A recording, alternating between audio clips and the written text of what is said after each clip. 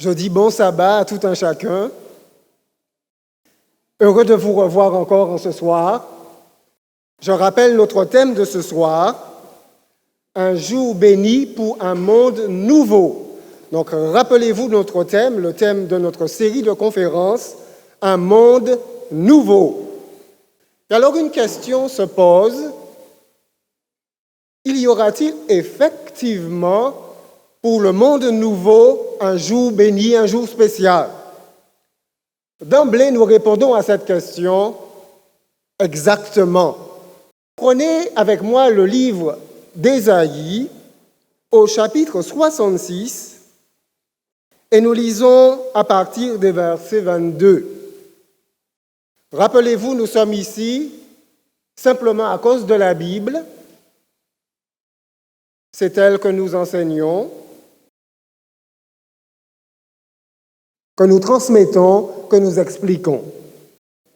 Le prophète déclare: « Car comme les nouveaux cieux et la nouvelle terre que je vais créer subsisteront devant moi, dit l'Éternel, ainsi subsisteront votre postérité et votre nom. » Dieu, ici, par son prophète, parle clairement de nouveaux ciels, de nouveaux cieux, de nouvelles terres qu'il va créer lui-même. Il dit que de la même manière que ces nouveaux cieux et terres subsisteront, de la même manière son peuple également subsisteront. C'est vous son peuple, c'est vous son Israël spirituel, son Israël qui croit, c'est vous son peuple. Donc ce qui est écrit ici s'adresse à vous. Au verset suivant, verset 23, Dieu déclare: « À chaque nouvelle lune et à chaque sabbat, toute chair viendra se prosterner devant moi, dit l'Éternel. » Donc Dieu dit ici que dans ce monde nouveau qu'il met en place, il y aura des temps de célébration, des temps de rencontre, des temps d'adoration. Et le prophète Ésaïe présente deux temps. Tout d'abord, chaque nouvelle lune.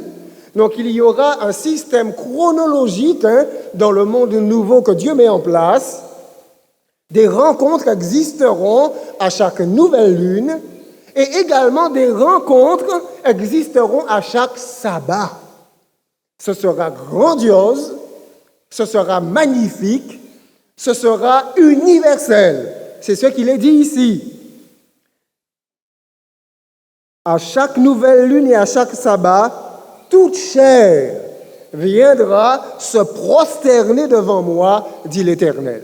Donc il y aura un mouvement intense, un mouvement glorieux, magnifique, un mouvement colossal, puisque la capitale sera à Jérusalem, et de partout sur la surface de la terre, eh bien, les hommes se dirigeront vers la capitale, et là, ils adoreront Dieu. C'est ce qui est écrit ici. Toute chair viendra se prosterner devant moi. Et c'est le Seigneur qui parle. Le sabbat a-t-il donc autant d'importance que dans le monde nouveau, il soit conservé? A-t-il autant d'importance? En réalité, si vous lisez bien la Bible, le sabbat n'a jamais perdu de son importance. Dans la nouvelle recréation que Dieu mettra en place, il sera important, de même qu'il était important lors de la première création. À lire avec moi dans le livre de la Genèse, au tout premier chapitre et au tout premier verset. Genèse chapitre 1er, et nous lisons à partir des versets 1er. Au commencement, Dieu.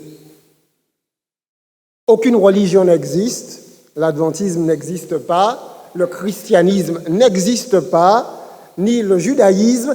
La religion fait de l'homme, la religion n'existe pas. Et le livre de la Genèse nous présente les actions divines. Tout d'abord, au commencement, l'être universel, l'être éternel, c'est Dieu. Il crée les cieux et la terre. Il va créer le globe, il va créer l'espace céleste. Au verset 2, la terre nous est présentée. La terre était informée vide. Il y avait des ténèbres à la surface de l'abîme. L'abîme, c'est un espace fangeux que nous pourrions considérer comme la mer. Donc tout est en mouvement, tout est liquide, c'est l'abîme partout, et c'est l'Esprit de Dieu, est-il écrit, qui se meut au-dessus des eaux. Donc voyez-vous, c'est un espace, un immense espace liquide, c'est la terre. Au verset 3, Dieu dit que la lumière soit, et la lumière fut. Dieu vit que la lumière était bonne, et Dieu sépara la lumière d'avec les ténèbres. Dieu appela la lumière jour, et il appela les ténèbres nuit.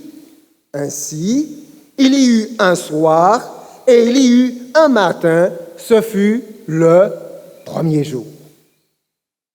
Ainsi donc, dans ce premier jour, Dieu va organiser la terre en deux. Dieu va créer la lumière. Donc vous avez le jour qui commence, vous avez la lumière, et Dieu crée quelque chose, il crée le jour. Extrêmement important. En ce premier jour, Dieu va créer ce que nous appelons une unité de temps. Et le temps, c'est le jour. Il y eut un soir, il y eut un matin, et ce fut le premier jour. Donc Dieu va créer une unité de temps qu'il appelle jour. Il a décidé d'organiser la création de la terre en 7 unités de temps que la Bible appelle jour. Donc 7 unités de temps. Vous pouvez, si vous le souhaitez, lire le reste chez vous. Et chaque jour, chaque unité de temps, jour, Dieu va créer quelque chose de nouveau. Son génie inventif, son génie créatif va se mettre à l'action et il va inventer un monde. Il va créer des créatures magnifiques et merveilleuses. Maintenant, regardez avec moi le chapitre 2, à partir du verset 1er. Ainsi furent achevés les cieux et la terre et toute leur armée. À l'unité de temps 6, c'est-à-dire au 6e jour, Dieu aura tout créé. Et regardez le passage, il est dit, ainsi furent achevés quoi? Les cieux et la terre et toute leur armée, c'est-à-dire tout ce qui s'y trouve. Donc 6 unités de temps, jour, ont suffi à Dieu pour tout créer. Et pourtant, nous avons le verset 2 qui semble dire autre chose. Dieu acheva au 7e jour son œuvre qu'il avait faite, et il se reposa au 7e jour de toute son œuvre qu'il avait faite. On a l'impression apparemment que l'œuvre s'achève réellement au 7e jour. Alors pourquoi est-il dit au verset précédent que Dieu achève les cieux et la terre et toute leur armée? Quelle est la différence? En réalité, si vous retournez au verset précédent, verset 1er, il est dit que Dieu achève les cieux et la terre et toute leur armée. Mais attention, une subtilité nous est présentée. Si Dieu achève les cieux et la terre, mais toute son œuvre n'est pas achevée. Il y a quelque chose qui reste à créer, et Dieu va le créer. C'est au verset suivant que Dieu va achever son œuvre. Donc il est dit, Dieu acheva au 7e jour son œuvre. Non pas les cieux et la terre, mais son œuvre qu'il avait faite, et il se reposa au 7e jour de toute son œuvre qu'il avait faite. En 6 jours, il crée, organise la terre. La 7e unité de jour va conclure, va boucler la semaine. S'il n'y avait pas l'unité de temps 7, il n'y aurait pas de semaine de 7 jours.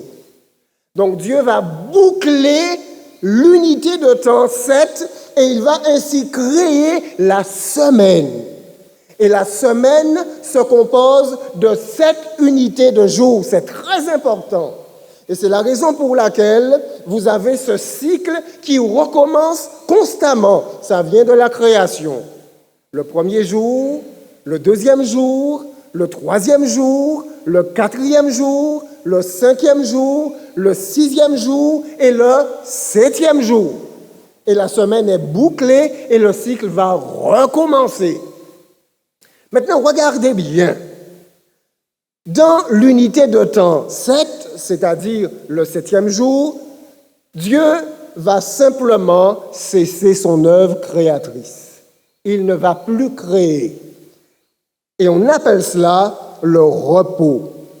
Il se reposa au 7e jour de toute son œuvre qu'il avait faite. Donc le 7e jour est un jour particulier. C'est un jour où il n'y a pas d'activité créatrice de la part de Dieu. C'est un jour où Dieu cesse son activité. Et le mot cesser a donné le mot Shabbat. Shabbat. Shabbat signifie tout simplement cesser.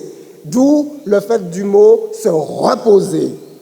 Il se reposa au 7e jour de toute son œuvre qu'il avait faite. Donc 6 jours, il crée. Et le 7e jour, il cesse son œuvre créatrice et la Bible appelle cela le repos de Dieu. Maintenant, regardez le verset 3.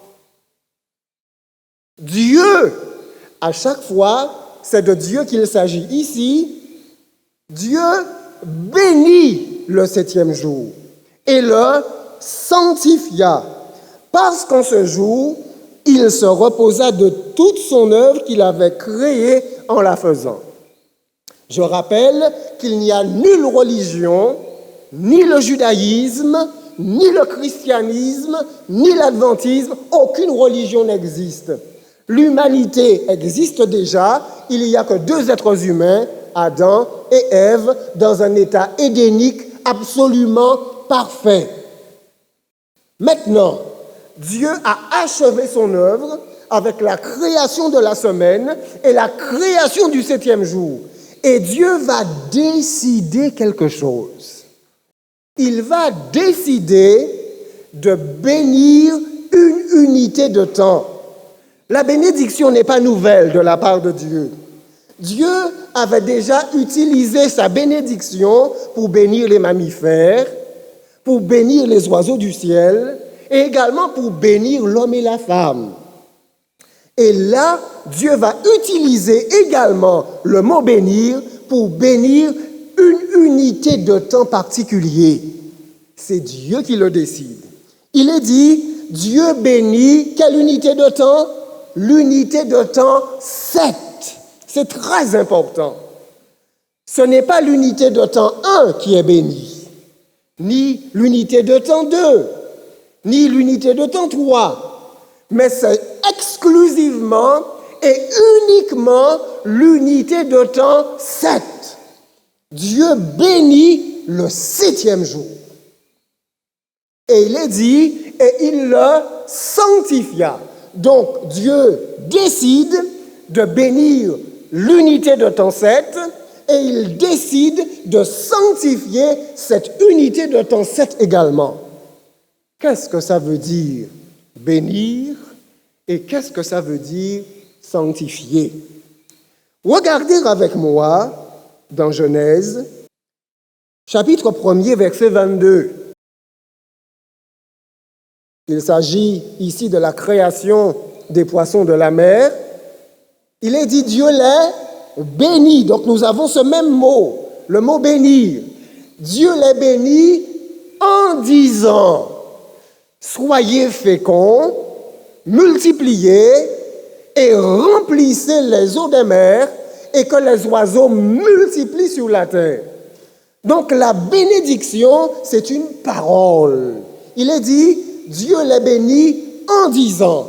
C'est une parole spéciale qui permet la multiplication. Dieu les bénit en disant, soyez féconds. Donc quand Dieu bénit les animaux, ils vont devenir féconds, ils vont multiplier à tel point que la terre en sera remplie. C'est ça la bénédiction. Lorsque nous demandons à Dieu de nous bénir matériellement, en fait, nous demandons à Dieu de bénir nos biens de façon à ce qu'il multiplie.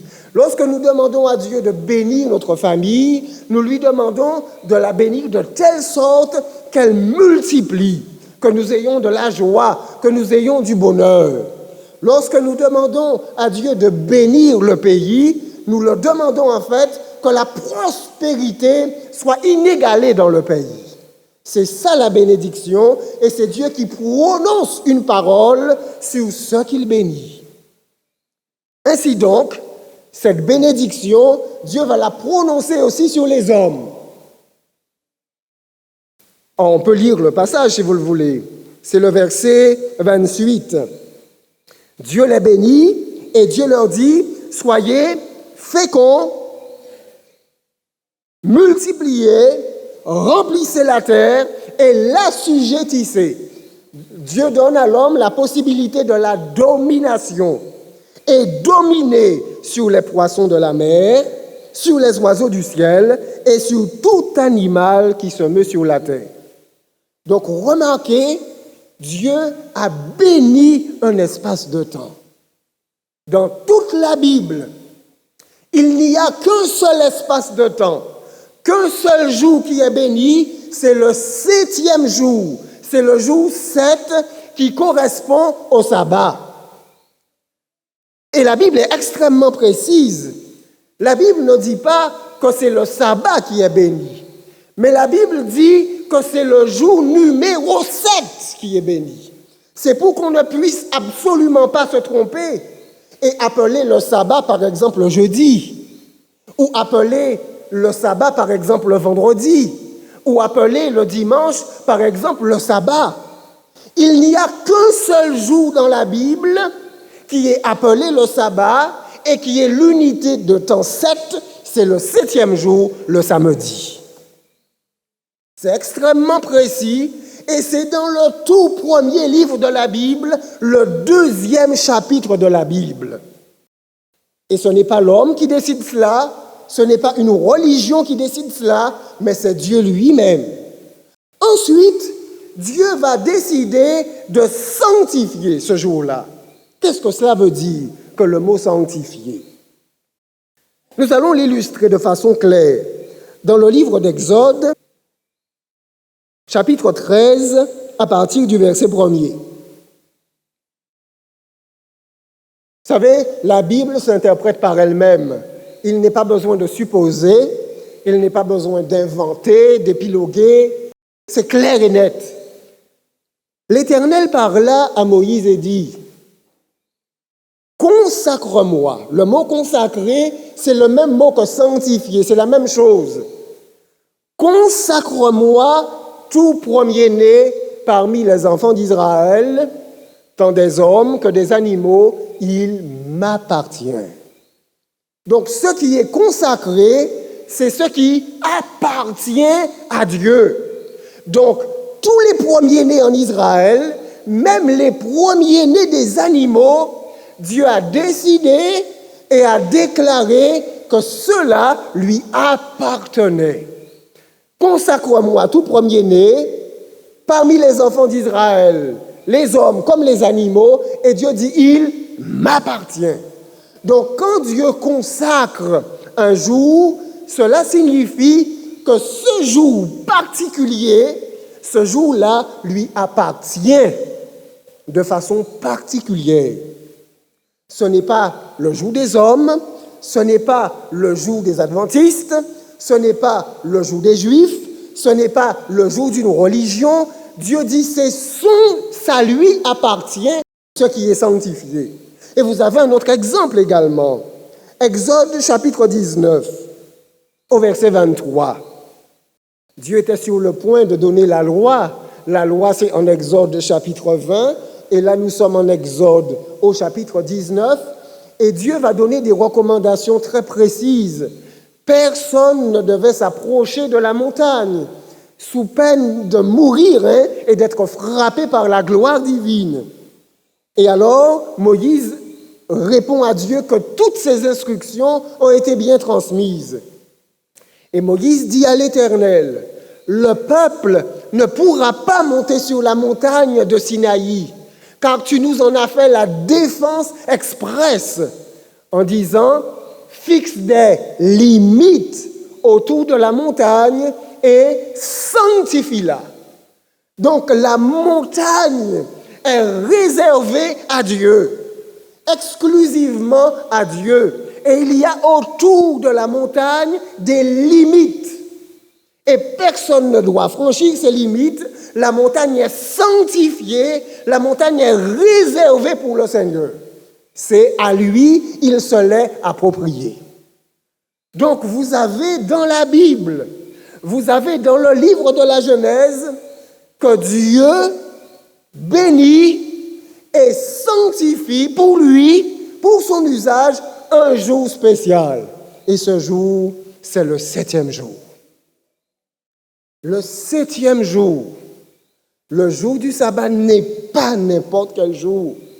Et même en préparant ce sujet, mais je me redisais en moi-même, mais ce jour n'est pas n'importe quel jour. Nous pouvons aller à l'église le dimanche, le lundi, le mardi, le mercredi, le jeudi, le vendredi, mais Dieu appelle le jour qui lui appartient, le jour qu'il bénit, le jour qu'il sanctifie et met à part le samedi. C'est lui qui le dit. Et il décide cela avant même que l'homme ait péché, avant même la chute, depuis à la création. Poursuivons. Nous sommes dans le livre de l'Exode et nous faisons un bond dans le temps. Israël a été constitué, ils sont maintenant des millions, mais c'était un peuple d'esclaves. C'était un peuple qui n'était pas instruit. C'était un peuple qui était dominé par la puissance égyptienne de l'époque. C'était les Égyptiens qui avaient la prééminence et le peuple de Dieu, le peuple d'Israël, son premier-né, était réduit à l'esclavage. Et vous connaissez l'histoire, Israël va être libéré. Mais Israël n'observait pas le sabbat. Ils étaient des esclaves et ils n'observaient pas le sabbat. Ils n'accordaient pas à ce jour de l'importance. Ils ne savaient même pas qu'ils devaient accorder à ce jour de l'importance. Et alors Dieu va commencer à instruire son peuple. C'est à un peuple libéré que Dieu va donner son instruction. Et nous sommes dans Exode, chapitre 16, à partir du verset 14. Israël est maintenant dans le désert. Exode 16, verset 14, voilà. Israël se plaint, Israël murmure, Israël est inquiet. Il est inquiet pour sa subsistance, il est inquiet pour sa survie et il se demande qu'est-ce qu'il va manger. Donc Dieu va lui donner des cailles et Dieu va lui donner la manne. Et cette manne, la Bible l'appelle le pain venu du ciel. Au verset 14, nous lisons « Quand cette rosée fut dissipée, donc c'est le matin, et la rosée se dissipe peu à peu, l'humidité, il y avait à la surface du désert quelque chose de menu, comme des grains, quelque chose de menu, comme la gelée blanche sur la terre. Les enfants d'Israël regardèrent et ils se dirent l'un à l'autre, « Qu'est-ce que cela ?» Car ils ne savaient pas ce que c'était. Moïse leur dit, « C'est le pain que l'Éternel vous donne pour nourriture. Donc Dieu va leur donner la manne, et pendant les 40 années d'errance dans le désert, la manne sera l'élément principal de leur subsistance, de leur alimentation. Poursuivons quelques versets plus bas. Verset 21. Tous les matins, chacun ramassait ce qu'il fallait pour sa nourriture. Et quand venait la chaleur du soleil, cela fondait. Donc le matin tôt, quand on sortait dehors, eh bien la manne était répandue épars à la surface du désert. Et lorsque le soleil montait, eh bien cela fondait. Donc il fallait ramasser chaque jour ce qu'on avait besoin pour sa subsistance. Et avez-vous remarqué, il est dit tous les matins. Donc la chronologie est présentée ici, les unités de temps sont présentées ici, chaque matin, tous les matins, chaque personne. Les Israélites sont des millions dans le désert. Donc des millions d'individus, chaque matin, répètent les mêmes gestes. Le verset 22, le 6e jour. Donc avez-vous remarqué? Le 6e jour, ils ramassèrent une quantité double de nourriture. 2 homères pour chacun. L'homère, c'est une quantité de mesure. Tous les principaux de l'assemblée vinrent le rapporter à Moïse. Donc, chaque jour, pendant les 6 premières unités de temps,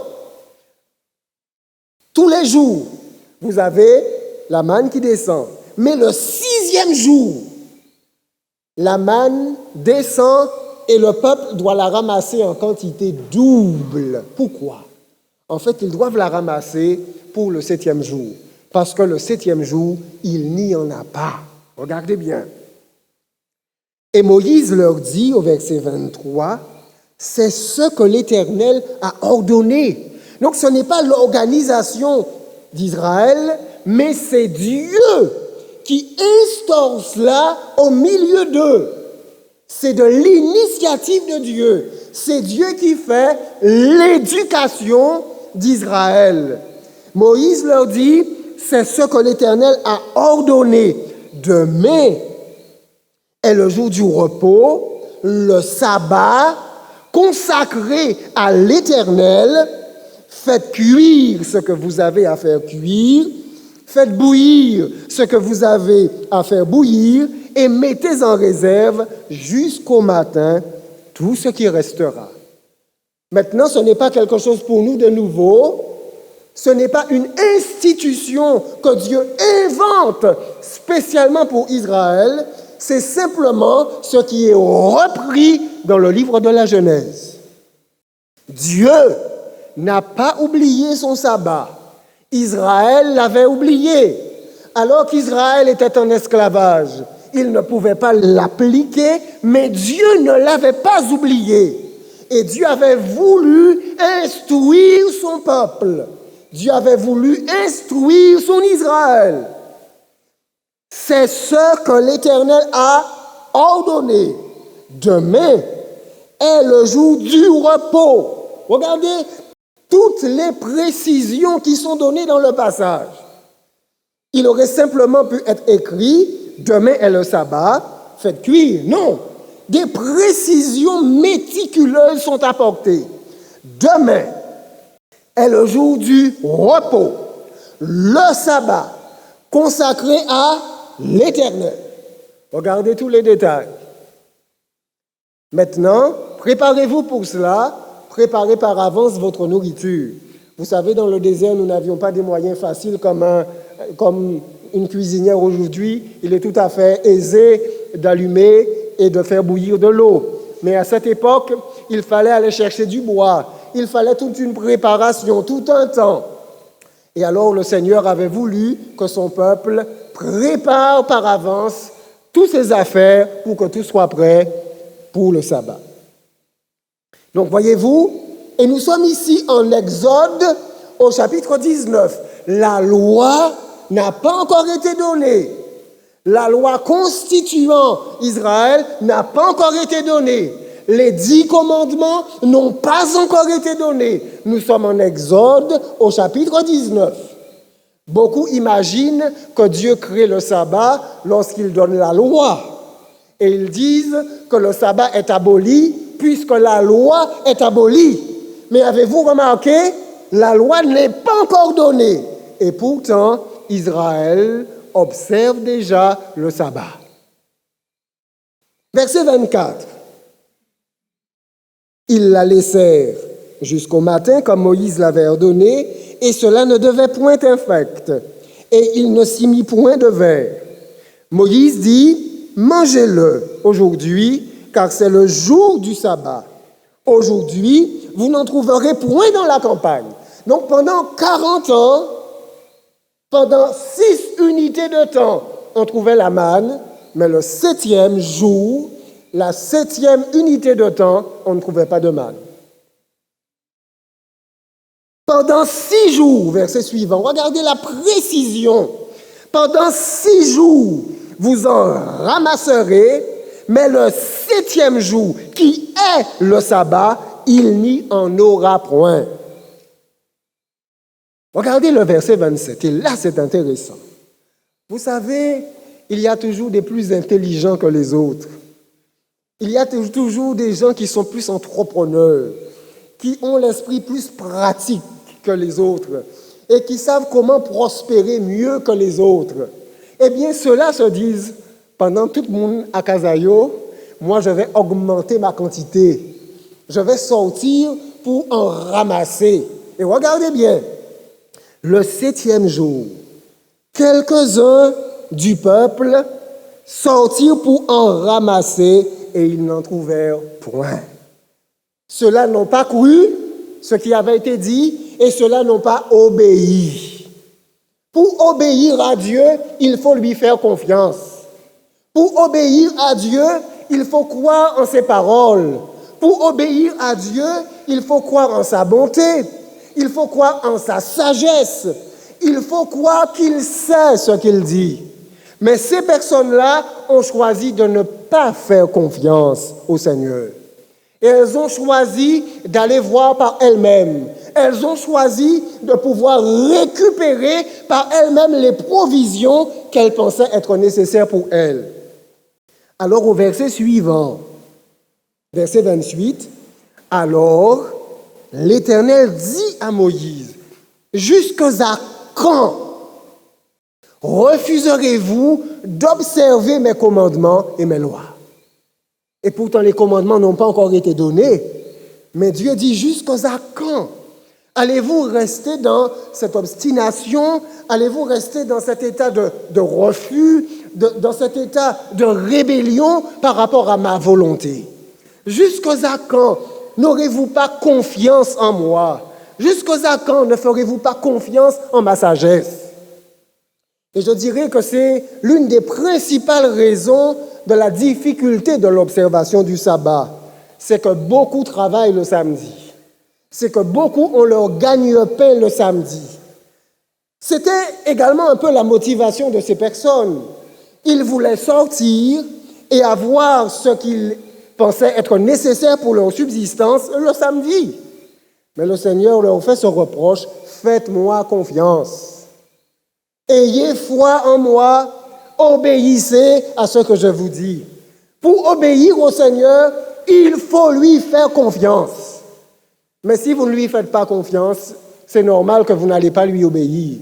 C'est normal que vous allez chercher à vous débrouiller par vous-même. C'est normal que vous allez chercher à diriger et à conduire votre vie. C'est tout à fait normal. Le peuple de Dieu, l'Israël spirituel de Dieu, comme devait le faire l'Israël littéral, devait faire confiance à Dieu.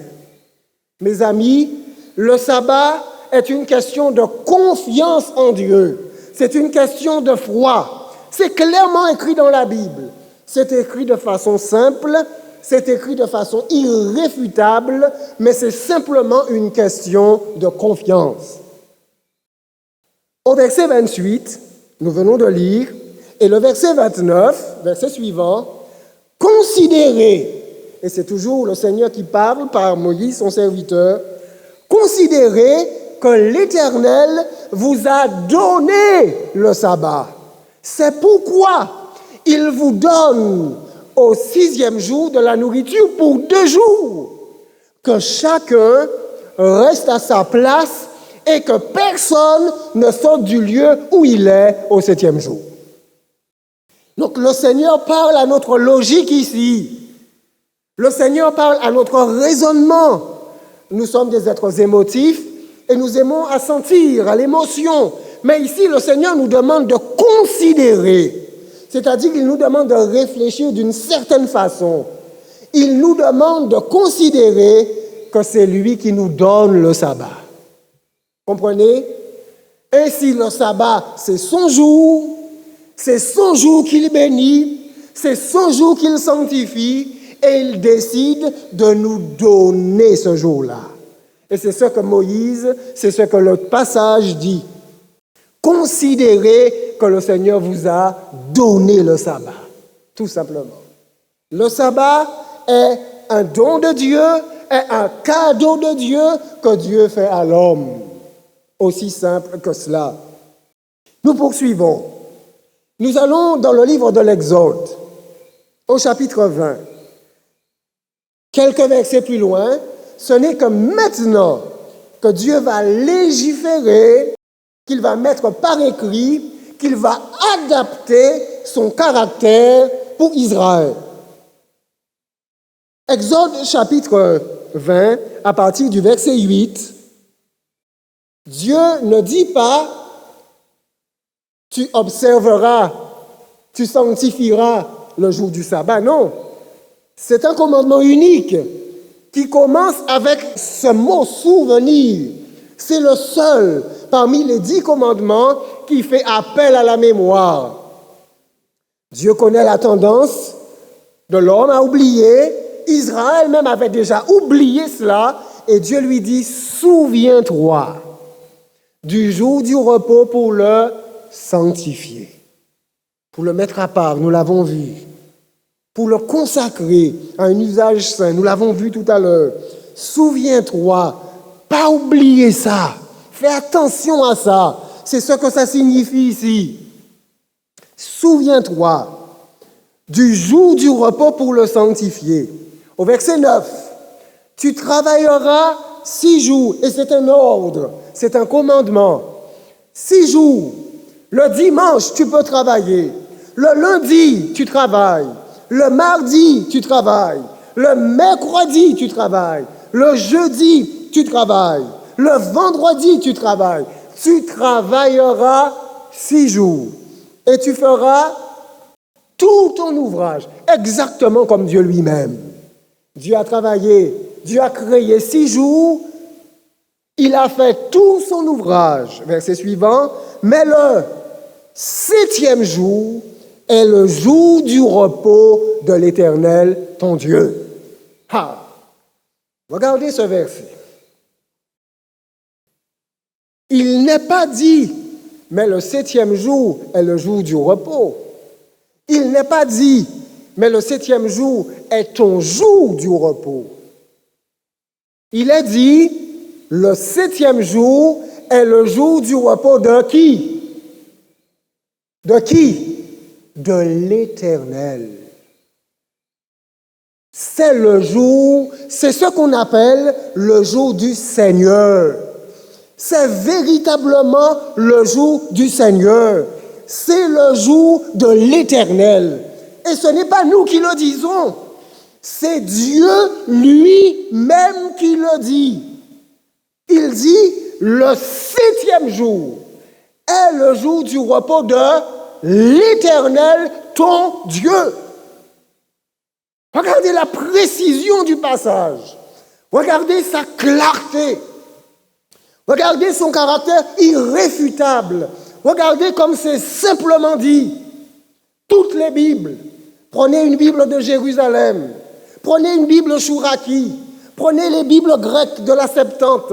Prenez les Bibles hébraïques. Prenez quelle que soit la Bible parmi les milliards de Bibles qui circulent dans le monde et toutes disent la même chose. Elles disent le 7e jour, L'unité de temps 7 est le jour du repos de l'Éternel. Qui est l'Éternel? Ton Dieu.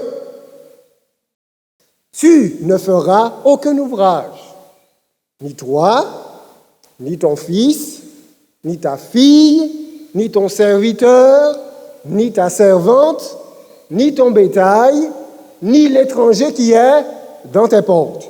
Donc remarquez bien, Israël ne connaissait qu'une seule chose, travailler. C'était un peuple d'esclaves. Ils travaillaient jusqu'à la mort. Pendant 400 ans, ce qu'on demande à un esclave, c'est de travailler et rien d'autre.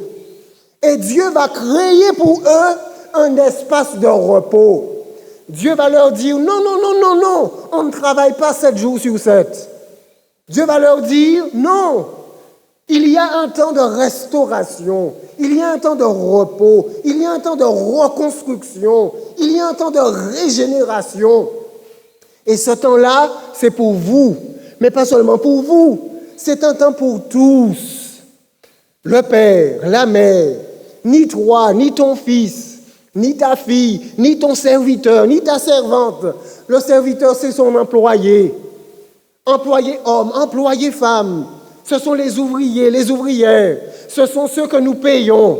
Eux aussi bénéficient de ce temps de reconstruction, de ce temps de repos, de ce temps de régénération. Et même les animaux, ni ton bétail. Donc le bétail qui sert à piler le grain, les animaux, les bœufs, les brebis, tous les bêtes de somme, eux aussi, ils ont leur sabbat. Eux aussi, ils ont le jour de repos. Pendant toute la semaine, ils travaillent et le sabbat, ils sont dans la prairie. Ils peuvent brouter, ils peuvent se reconstruire, ils peuvent se régénérer. Tel était le plan de Dieu. Et Dieu dit, ni l'étranger qui est dans tes portes. L'étranger aussi, il n'a peut-être pas ta foi, mais lui aussi, il a besoin d'être reconstruit. Il a besoin d'être recréé, d'être régénéré. Le sabbat est un don de Dieu, est un cadeau de Dieu à l'humanité. Et c'est ce que Moïse leur disait. Considérez que le Seigneur vous a donné le sabbat. Il ne vous l'a pas donné pour que ce soit un poids pour vous. Il l'a donné pour que ce soit une bénédiction pour vous. Pour que vous puissiez y trouver du bonheur, y trouver de la joie. Pour que vous puissiez avoir un temps d'adoration, un temps de récréation. Pendant le sabbat, on ne fait pas d'activités rémunératrices, mais on peut faire toutes sortes d'activités bienfaitrices, d'activités de nature, d'activités de reconstruction et de régénération.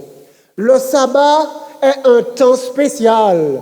Le sabbat est un temps béni, un temps sanctifié qui appartient à Dieu et que Dieu donne à l'homme.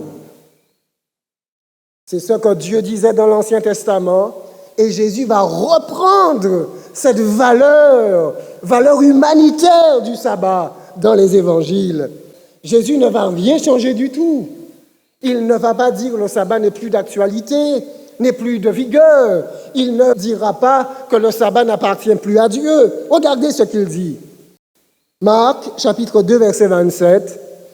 Puis il leur dit, le sabbat a été fait pour l'homme. C'est Dieu qui l'a fait. C'est Dieu qui l'a créé pour le bien de l'homme, pour le bonheur de l'humanité, pour la régénération de l'homme. Tout ce que Dieu fait a un but positif, c'est pour le bien. L'homme peut le dévier, la religion peut le transformer en un fardeau, en quelque chose d'intolérable, mais ça n'était pas du tout le plan originel de Dieu. Tout ce que Dieu fait, c'est pour le bien, c'est dans un but de salut, un but salvifique. Le sabbat a été fait pour l'homme et non l'homme pour le sabbat. De sorte, verset suivant, que le Fils de l'homme est maître même du sabbat. Le mot maître, c'est le mot kurios, que l'on traduit par Seigneur. De sorte que le Fils de l'homme est Seigneur même du sabbat. Donc, dans l'Ancien Testament, le sabbat, c'est le jour du Seigneur. Et dans le Nouveau Testament, Jésus déclare lui-même, le Fils de l'homme est maître, Seigneur même du sabbat. C'est clairement écrit dans la Bible. Si vous avez un doute, si vous avez une petite hésitation, notez la référence. Vérifiez chez vous. Vérifiez que c'est bien cela. Vérifiez que c'est bien exact. Vérifiez que nous ne vous disons pas de bêtises. Vérifiez. Mais c'est simplement écrit. C'est là. En toute simplicité, sincérité et honnêteté, vous n'avez qu'à le lire. Le Fils de l'homme est maître même du sabbat. Exode chapitre 31, lorsque le Seigneur, 31 à partir du verset 16, Dieu va montrer que ce sabbat qu'il donne à l'homme, qu'il donne à son peuple, n'est pas n'importe quoi. C'est non seulement un temps de repos, non seulement un temps de régénération, mais c'est un signe. C'est une marque spéciale. C'est un signe spécial, un signe d'appartenance. Les enfants d'Israël. Et dans la Bible, dans l'Ancien Testament, vous avez Israël selon la chair. Et dans le Nouveau Testament, vous avez aussi l'Israël selon la foi. Paul dit clairement, nous sommes l'Israël de Dieu. Nous sommes les enfants d'Abraham. Nous qui avons la foi, nous sommes l'Israël spirituel. Les enfants d'Israël observeront le sabbat en le célébrant. Donc ce sera un jour de joie, ce sera un jour de bonheur, un jour de bénédiction.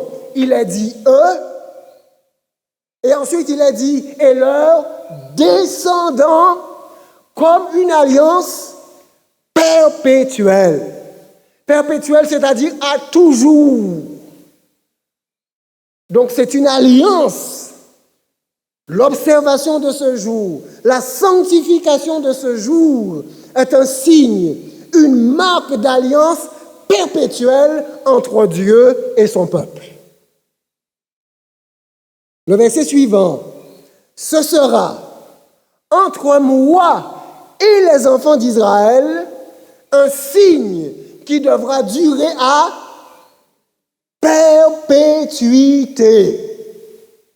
Vous comprenez pourquoi nous avons fait mention de ce premier passage au début, que même dans le monde nouveau, que même dans le monde recréé, avec les nouveaux cieux et la nouvelle terre, chaque sabbat, nous allons rencontrer le Seigneur.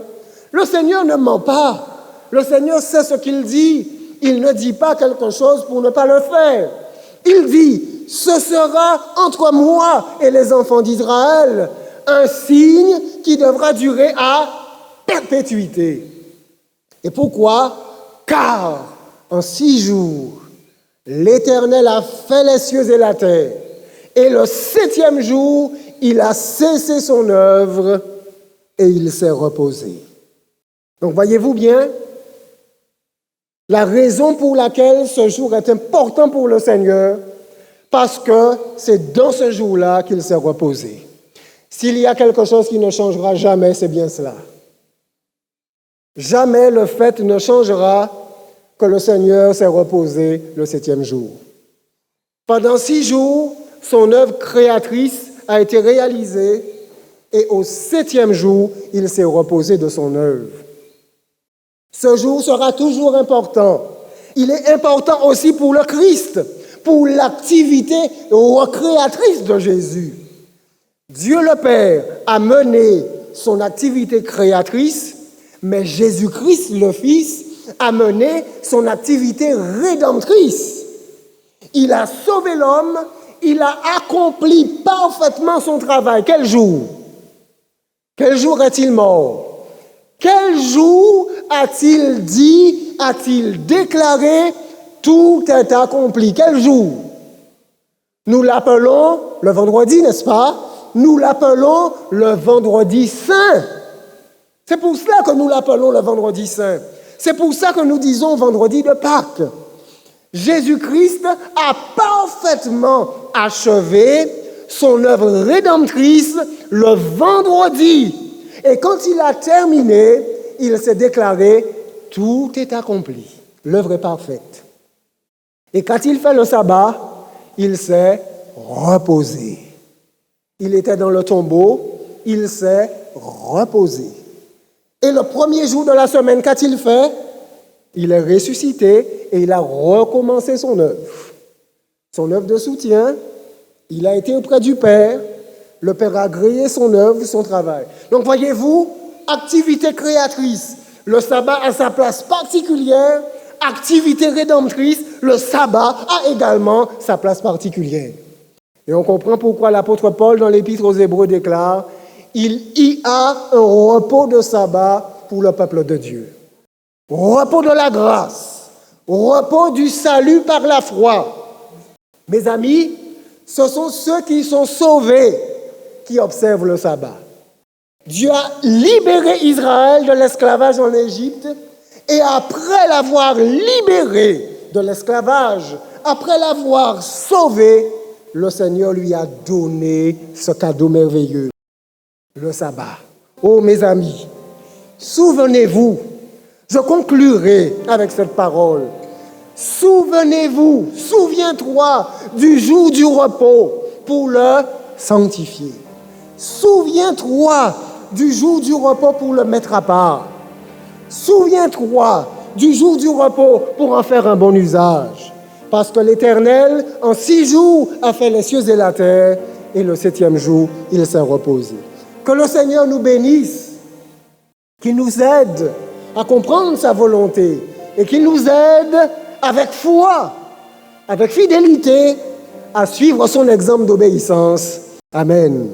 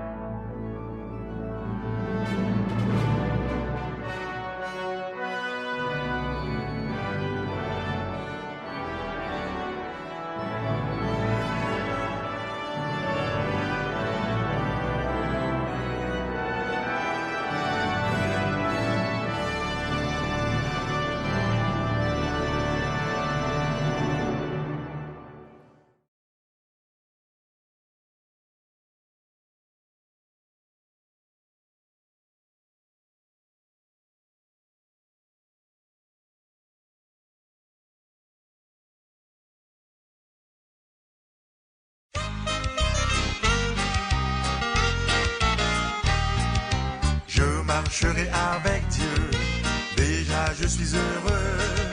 Je possède une maison au-delà du ciel, un magnifique palais construit par Jésus-Christ. Oui, je connais ce pays et je l'habiterai. Oui, je connais ce pays et je l'habiterai, là où les plus belles